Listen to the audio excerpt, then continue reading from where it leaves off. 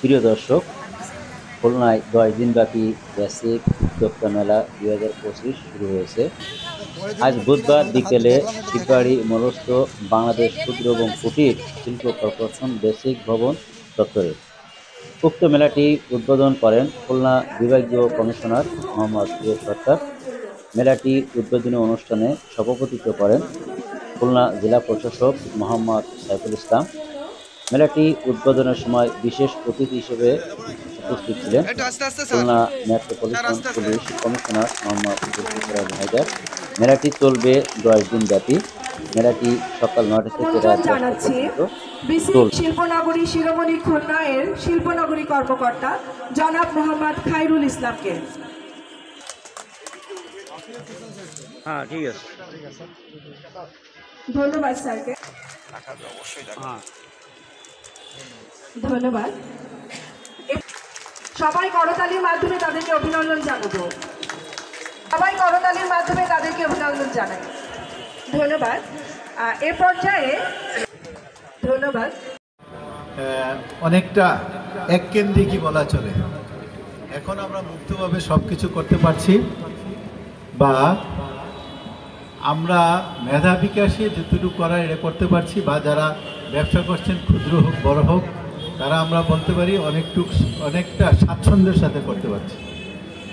এখন বেসিক যে উদ্যোক্তা মেলা ক্ষুদ্র শিল্পীদের বা ক্ষুদ্র শিল্পোক্তাদেরকে উৎসাহ প্রদানের জন্য যে অনুষ্ঠানটি আজকে বা যে মেলার আয়োজন করেছে, এর জন্য জেলা প্রশাসন এবং বিসিকে ধন্যবাদ জানাচ্ছি।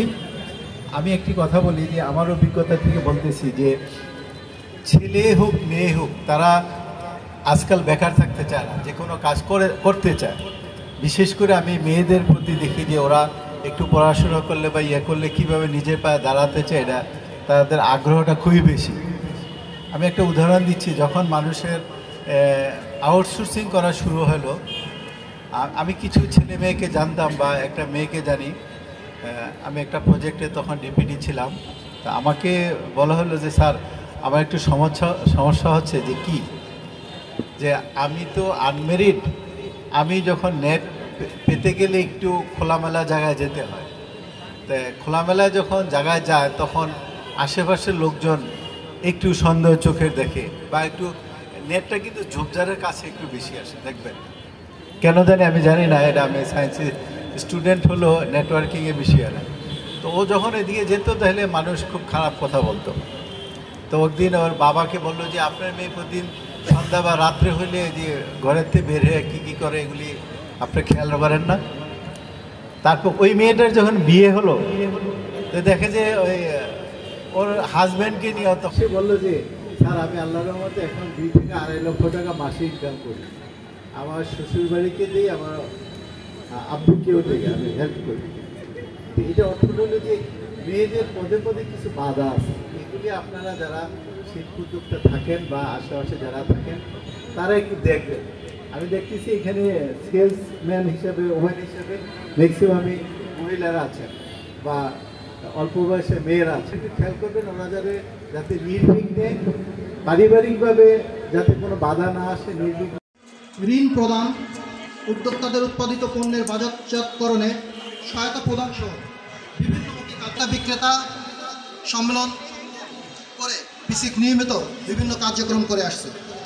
সাধারণত এ সকল কর্মসূচি বিসিক প্রধান কার্যালয়স্থ বিপণন বিভাগ, নকশা কেন্দ্র এবং মৌমাছি পালন, মধু উৎপাদন এই কাজগুলি করে থাকে, ঋণ কর্মসূচির কাজ করে থাকে এবং পার্বত্য অঞ্চলে ক্ষুদ্র কুটির শিল্পের উন্নয়নে বিশেষ ভূমিকা রাখছে এবং কাজ করে যাচ্ছে। এছাড়াও উদ্যোক্তাদের উন্নয়নে আমরা পরামর্শ দিয়ে থাকি এবং তাদের বিভিন্ন ধরনের সেবা করে থাকি। বিভিন্ন আন্তর্জাতিক মেলা এবং আমাদের দেশ বিভিন্ন জেলায় যে মেলাগুলি হয়ে থাকে, সেই মেলার আয়োজন এবং আন্তর্জাতিক পর্যায়ে যে মেলা। বিসিকের আঞ্চলিক কর্মকর্তা সহ সামনে যারা উপস্থিত আছেন, সবার শেষে দীর্ঘ বক্তব্য রাখতে নেই, আমিও দীর্ঘ বক্তব্য রাখবো না। 17 তারিখ সমাপনী অনুষ্ঠানে ইনশাআল্লাহ যদি আল্লাহ এখানে আনেন, আপনাদের সাথে কথা হবে। আমি এই সেশনে শুধু ধন্যবাদ জানাচ্ছি মাননীয় প্রধান অতিথি সহ সম্মানিত বিশেষ অতিথি, এবং আশা করছি আমরা সুন্দর প্রাণবন্ত উৎসব মুখর একটি মেলা